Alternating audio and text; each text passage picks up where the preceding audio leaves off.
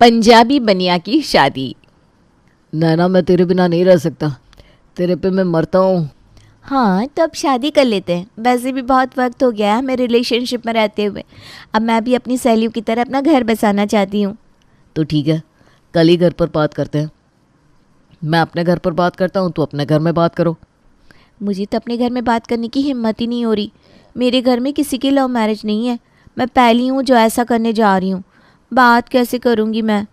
अरे इतना क्या सोच रही हूँ, जब करना है तो करना है। तुम्हें क्या मेरे साथ नहीं रहना? तुम मुझसे प्यार नहीं करती हो क्या? मैं भी तो अपने घर में बात करने जा रहा हूँ ना।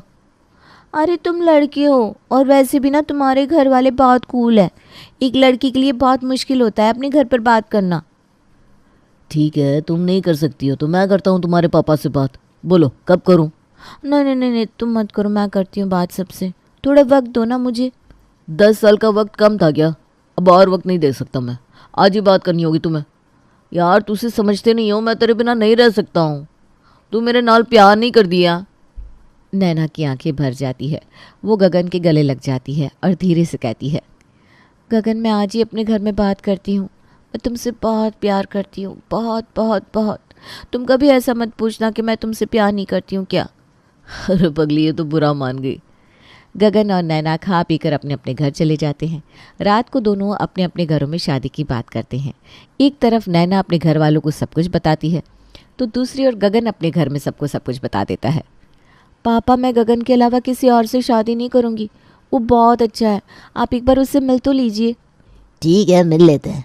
लड़का अपनी जात का तो होगा ही। और नहीं तो क्या, इससे तो बचपन से ही एलर्जी है दूसरी जात से। बुला लो लड़के को कल घर पर। अब नैना के मन में उथल पुथल शुरू हो जाती है। वो खुद से कहती है, अब क्या करूं, कैसे बताऊं कि ये गगन पंजाबी है। कहीं बताने से मिलने को ही मना कर दिया तो क्या करूंगी। बता देती हूँ, अब ओखली में मुंह डाल ही दिया है तो मुसल से क्या डरना।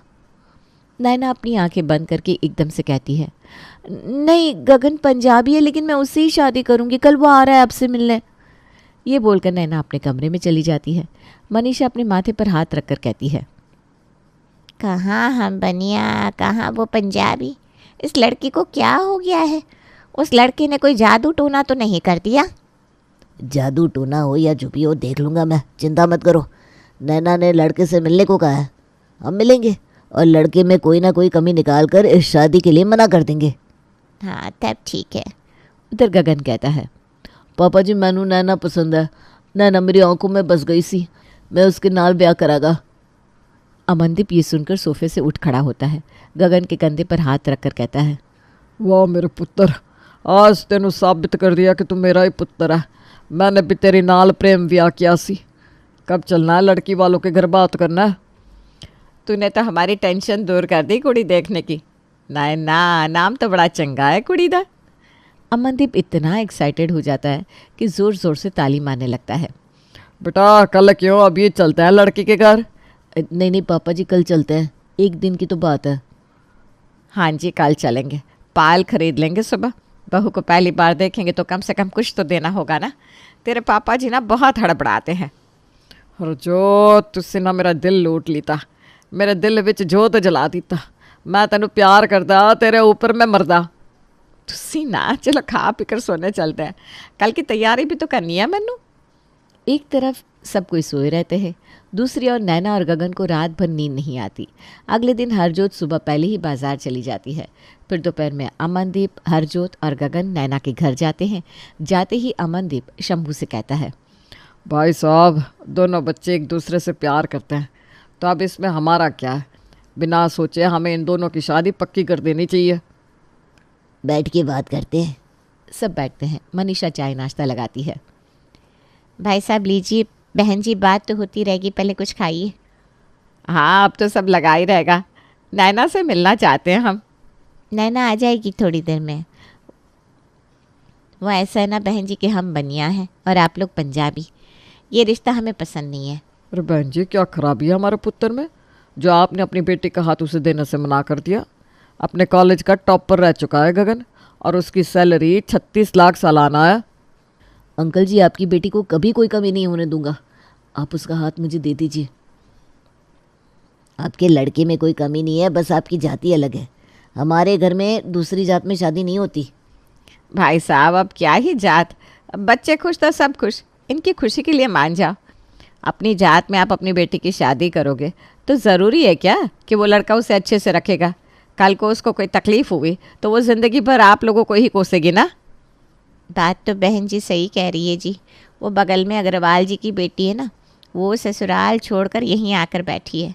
सुना है लड़का कुछ कमाता नहीं था, शादी के वक्त पता नहीं चला। ठीक है, तुम कहती हो तो ये रिश्ता मुझे मंजूर है। रिश्ता पक्का होने के बाद से अमनदीप की खुशी का ठिकाना नहीं रहता। वो अपनी खुशी जाहिर करने के लिए भांगड़ा करने लगता है। सब कुछ अच्छे से हो जाता है। गगन धीरे से अमनदीप से कहता है, पापा जी हो गया, अब शादी में भांगड़ा करना। हाँ भाई साहब, ओह भाई साहब नहीं समझी जी, अब तो रिश्ता जुड़ गया है। अब शादी की बात कर लेते हैं, क्या है कैसे करना है, डेट शीट निकलवा लेते हैं। हाँ जी वो भी निकलवा लेंगे। भाई साहब मुझे एक बात कहनी है। अरे समदन जी तुसी बेधड़क कहो जो कहना है। अब हम रिश्तेदार हैं और रिश्तेदारी में क्या हिचक। वो समझी जी हम बनिया है और हमारे में पीना वीना नहीं चलता। हमारी बेटी की शादी में कोई दारू नहीं खुलेगी। समदन जी हमारे में बिना दारू के कोई भी फंक्शन नहीं होता। बिना दारू के पार्टी को पार्टी ही नहीं समझते। अरे कोई बात नहीं, शादी में हम बिना दारू के काम चला लेंगे, बाद में फिर सबको अपने घर में पार्टी दे देंगे। पंजाबियों में नॉनवेज चलता है और हमारे घर में लहसुन प्याज भी नहीं बनता। शादी में हम तो भाई बिना प्याज लहसुन का खाना ही बनवाएंगे। बाराती नाराज़ हो जाएंगे, क्या इज्जत रहेगी हमारी? सब कहेंगे कैसी शादी की है। अरे कुछ नहीं होगा, शादी आपको जैसी करनी है करो। हम अपनी बहू को ले जाएंगे और अपने यहाँ ऐसी शानदार पार्टी देंगे कि लोग देखते रहेंगे। ठीक है तब। शादी पक्की ना समधन जी? हाँ जी, बच्चों की खुशी में ही तो अपनी खुशी है।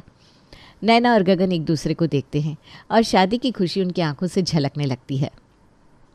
समधी जी शादी की डेट निकलवा कर हमें बताइएगा, अब हम चलते हैं। ठीक है जी।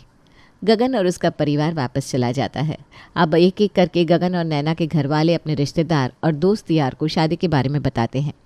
मनीषा की बहन को जैसे ही पता चलता है कि नैना की शादी किसी पंजाबी लड़के से हो रही है तो वो कहती है, अब क्या यही देखना बाकी रह गया है? अब पंजाबियों की खातिरदारी करनी पड़ेगी। बहुत गलत जगह हाथ रखा है तुमने मनीषा। ये पंजाबी लोग खाते पीते हैं, शादी में पीकर तमाशा करेंगे। देख लेना तुम, पूरी बिरादरी में नाक कट जाएगी हमारी। अरे नहीं दीदी, वो बहुत भले लोग हैं। हम मिले हैं उनसे, उन्होंने कहा जैसे करनी है वैसे शादी करो। हम अपने हिसाब से वैसे ही शादी करेंगे जैसे हमारे में होती है, शुद्ध शाकाहारी खाना। अरे बाबा तुझे अभी वो लोग सीधे लग रहे हैं। शादी में देख लेना तमाशा करेंगे, बाहर से दारू पी कर आएंगे, फिर क्या करेगी तू? हैं, बिना दारू के इन लोगों की एक छोटी सी पार्टी भी नहीं होती तो शादी कैसे होगी? देख लेना तू, हंगामा होकर रहेगा। मुझे क्या है, तेरी बेटी है, मुझे आना है, मैं आ जाऊंगी। मनीषा की बहन फ़ोन रख देती है। उधर हरजोत की एक सहेली उससे कहती है, यार हरजोत, तेरी इकलौती बेटी की शादी है और तुझे उन बनिया के अलावा और कोई नहीं मिला क्या? अरे नहीं नहीं, नैना बहुत सुंदर है और अपने गगन को पसंद है। शादी तो करनी थी तो उसकी पसंद से ही कर देते हैं सोचा। वो तो ठीक है, लेकिन इन बनियाओं की शादी में ना कोई मज़ा नहीं होता। ना शादी में कोई रौनक, ना नॉनवेज, ना कोई शराब, ना भांगड़ा। अरे क्या ही मज़ा आएगा ऐसी शादी में। ऊपर से सब इतना फीका और हल्का रंग पहनते कि पूछो मत, कोई जोश ही नहीं लगता। नहीं नहीं, ऐसा नहीं होगा, आराम से होगा सब। उनको जैसा करना है करे वो लोग पार्टी, हम यहाँ करेंगे एकदम जानदार तड़कता भड़कता जश्न। मुझे नहीं लगता ये शादी चलेगी। और लड़की में भी यही आदतें होंगी ना, शादी के बाद वो गगन को कहेगी ये मत करो वो मत करो, तुम लोगों की ज़िंदगी ख़राब हो जाएगी। ऐसे ही नहीं कहा है किसी ने कि शादी अपनी जात में ही करनी चाहिए। इधर हरजोत उधर मनीषा के मन में बातें घर कर लेती है। मनीषा शंभू से कहती है, पंडित जी से शादी की तारीख निकलवा लेते हैं। हाँ मैंने बात कर ली है, अगले महीने 25 तारीख शुभ है। समधी जी से बात कर लेता हूँ, बहुत काम करने बाकी है अभी तो। शंभू अमनदीप को फ़ोन करके कहता है, भाई साहब शादी की तारीख अगले महीने 25 तारीख की है, आप लोग अपने तैयारी कर लीजिए। अमनदीप कुछ कहता उससे पहले अमनदीप की बहन कहती है, कौन से गुरुद्वारे से फेरे होंगे? गुरुद्वारे नहीं जी, हम तो अपने घर से शादी करेंगे। अमनदीप, अब शादी भी उनके हिसाब से होगी। कभी ऐसा हुआ है क्या? देख लेना, शादी के बाद ये रिश्ता टिकेगा नहीं। वो लड़की भी घर में आकर अपने घर वालों की तरह मनमानी करेगी तो फिर से सोच ले, इस रिश्ते को ना करने में ही भलाई है। अरे दीदी, शादी दोनों तरीके से होगी, फिर क्या दिक्कत है? दिक्कत तुझे तब समझ में आएगी जब वो लड़की घर आकर नॉनवेज बनने पर अपने नाक पर कपड़ा लगाकर घूमेगी, गगन को 10 बार नहाने को कहेगी, मैनू की है करना है जो कर, बाद में तुअर पर जाएगी पछताएंगे। अमनदीप फ़ोन कट कर देता है। शंभू के मन में बात लग जाती है। वो मनीषा से कहता है, मुझे कुछ ठीक नहीं लग रहा, नैना उस घर में खुश नहीं रहेगी। अब इसे उनके घर के रिश्तेदार इस तरह से बातें कर रहे हैं। हाँ जी, मेरी दीदी भी यही बोल रही थी कि हमें भी दिक्कत होगी इस शादी से। लेकिन क्या कर सकते हैं अब? धीरे धीरे सबको नैना और गगन की शादी के बारे में पता चलता है और सब आकर अपने अपने तरीके से गगन और नैना के परिवार को ये रिश्ता ना करने के लिए समझाते हैं। लोगों की बातें सुनते सुनते शंभू के दिमाग में ये बात बैठ जाती है और वो अमनदीप को फ़ोन करके कहता है, भाई साहब, आप अपने लड़की का रिश्ता कहीं और देख लो, हम अपनी लड़की नहीं दे सकते। क्या जी, हम छुप कर रिश्ता क्या ले आए, अब तो सिर पर चढ़ रहा है। मेरे बेटे को भी लड़की की कमी नहीं है, हमें भी नहीं करना ये रिश्ता। दोनों फ़ोन रख देते हैं। गगन नैना को फ़ोन करके सब कुछ बता देता है। अब क्या होगा, तुम्हारे बिना मैं नहीं रह सकती हूँ। शादी तो मैं तेरे नाल ही करागा। तू एक काम कर, सबसे बोल कर एक मीटिंग रख दे फिर से। मैं दोनों परिवार को फिर से शादी के लिए मनवाऊंगा, लेकिन शादी तेरे नाल करागा। ठीक है, मैं कोशिश करती हूँ मम्मी पापा से बात करने की। वो लोगों को मनाना इस बार तो और भी मुश्किल है। तो एक काम कर, दुर्गा मंदिर में कल शाम अपने मम्मी पापा के साथ आ जाना। मैं भी वहाँ अपने मम्मी पापा के साथ आ जाऊँगा, तब तो तुझे कुछ नहीं करना होगा। हाँ, ये ठीक है। अगले दिन नैना अपने परिवार के साथ मंदिर में चली जाती है। वहीं गगन भी अपने परिवार के साथ आ जाता है। दोनों परिवार एक दूसरे से टकराते हैं। अमनदीप और शंभू एक दूसरे को देखकर मुंह फेर लेते हैं। मुझे आप सबसे एक बार गल करनी है, अब कोई बात नहीं होगी। पुत्र, इन लोगों को बड़ा गुरूर है। पापा जी, मेरे लिए ही सही, एक बार साथ बैठ लीजिए ना। गगन सबको मनाकर सामने वाले होटल में बैठता है और सबको मनाता है। अंकल जी, आप मुझ पर भरोसा करके तो देखिए, लोगों की बात मत सुनिए। शादी के बाद ऐसी कोई भी दिक्कत नहीं होगी नैना को। उसे जैसा खाना है, जैसा पहनना है, वो वैसा ही करेगी।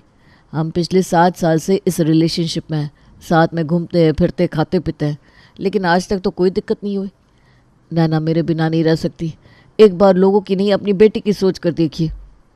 शंभू बहुत देर चुप रहने के बाद कहता है, ठीक है, शादी की तैयारी करो, लेकिन अगर मेरी बेटी को कोई तकलीफ हुई ना तो जान ले लूँगा मैं तेरी। दोनों परिवार शादी की तैयारियों में लग जाता है। इधर गगन महीने भर पहले ही शादी के कार्ड बंटवा देता है ताकि शादी कैंसिल होने का कोई चांस ही ना रहे। दिन बीतने लगते हैं, सब अपना अपना काम कर रहे होते हैं और जिन लोगों को कार्ड मिला था शादी का वो बातें बनाते हैं कि ये शादी टिकेगी नहीं। इसी तरह शादी का दिन आ जाता है। गगन और उसका परिवार बारात लेकर नैना के घर पहुंच जाता है। गगन को देखकर शंभू का भाई कहता है, अभी भी मौका है, इस शादी को तोड़ दे वरना तो बहुत पछताएगा। पूरे बाराती मुझे तो टुल लग रहा है। मैं कहा रही है लड़की के मुंह से। नहीं भैया, लड़का नहीं पीता है। जैसे तैसे सारे रस्म रिवाज करके गगन मंडप तक पहुंचता है और एक लंबी सांस लेता है। अब बस शादी हो जाए, सुकून ही सुकून मिलेगा। नैना दुल्हन के जोड़े में मंडप पर आती है। नैना को आता देखकर उसका ताऊ कहता है, रुक जा नैना, ये शादी नहीं हो सकती। लड़का मुझे एक ज़रा पसंद नहीं है। कैसे रहेगी इन लोगों के साथ तू? सब कितना भड़कीला पहन कर आए हैं। एक बार फिर से सोच ले बेटा, मत कर ये शादी। यहाँ तक आने के बाद भी मुझे सोचना पड़ेगा शादी के लिए? नहीं ताऊ जी, मैं ये शादी करूँगी। गगन और नैना की शादी हो जाती है। शादी के बाद नैना गगन के घर पहुंचती है। नैना का बहुत अच्छे से स्वागत होता है, जैसा उसे कभी सोचा भी नहीं था। बहू, तुझे जैसा रहना है तो रहना, कोई प्रेशर नहीं है तुझ पर। अच्छा, आज जल्दी सो जाना, कल यहाँ एक पार्टी है। जी मम्मी जी। नैना सो जाती है और आराम से अगले दिन उठती है। फिर नहा धोकर तैयार हो जाती है। बहू, आज कोई काम नहीं करना तुझे, शाम को पार्लर वाली तुझे तैयार कर देगी। मम्मी जी, पार्टी में नॉनवेज होगा ना, मैं नहीं खा पाऊँगी। अरे बहू, नॉनवेज का अरेंजमेंट दूसरे फ्लोर पर किया है हमने, तुझे कोई दिक्कत नहीं होगी। और आज से हमारे घर में भी नॉनवेज बनना बंद हो गया है। थैंक यू सो मच पापा जी एंड मम्मी जी। नैना नाश्ता करती है जो कि बिल्कुल उसके घर की तरह ही होता है। शाम को नैना तैयार होकर पार्टी में जाती है जहां उसे मुंह दिखाए में बहुत सारे तोहफे मिलते हैं और खाना भी उसकी पसंद का होता है। पार्टी में शंभू और मनीषा भी आते हैं। सबको देखने के बाद शंभू मनीषा से कहता है, गगन ने ठीक कहा था, कोई कमी नहीं होने देगा अपनी बच्ची को। वही तो, हम झूठ में लोगों की बातों में आ रहे थे। अपनी बच्ची खुश है और क्या चाहिए हमें। ज़्यादा खुश मत हो, अभी एक दिन हुआ है। ये सब दिखावा करने में तो पंजाबी लोग माहिर होते हैं। ऐसे ही नहीं अपनी बच्ची को फंसाया है। किसी रोज़ घर जाकर देखना, तब समझ में आएगा। वरना अपनी नैना तो इतनी भोली है कि खुद से कुछ कहेगी भी नहीं किसी से। वैसे भी पग फेरे के लिए उसे लाने तो जाना ही होगा, और ये बात समधन जी और समधी जी को पता नहीं है। पार्टी अच्छे से हो जाती है और अगले दिन शंभू और उसका भाई नैना को लेने अमरदीप के घर पहुंच जाते हैं। समधी जी आइए आइए, बैठे बैठे। हरजोत, खाने पीने का इंतज़ाम करो, पहली बार समधी जी घर आए हैं। आ रही हूँ। हरजोत चाय नाश्ता लेकर आती है। समधन जी, मैं नैना को पग फेरे के लिए लेने आया हूँ, उसे ज़रा बुला दीजिए। वो तो सो रही है, कल थकी हुई थी ना। पता होता तो हम पार्टी अगले दिन ही रख लेते। नहीं नहीं जी, ऐसी बात नहीं है। ठीक है, फिर हम चलते हैं। वो उठ जाए तो बता दीजिएगा, हम लेने आ जाएंगे। समधी जी, आप क्यों तकलीफ़ करते हैं बार बार? गगन बहू को छोड़ देगा। ठीक है जी, हम चलते हैं। शंभू और उसका भाई वहाँ से वापस आ जाते हैं। रास्ते में शंभू अपने भाई से कहता है, भैया, अब तो यकीन हुआ कि हमारी बेटी खुश है। हाँ भाई, हमने जैसा सोचा था वैसे तो कोई दिक्कत है नहीं यार। नैना अपने ससुराल में एकदम आराम से एडजस्ट हो जाती है और सब कुछ सही से चलने लगता है।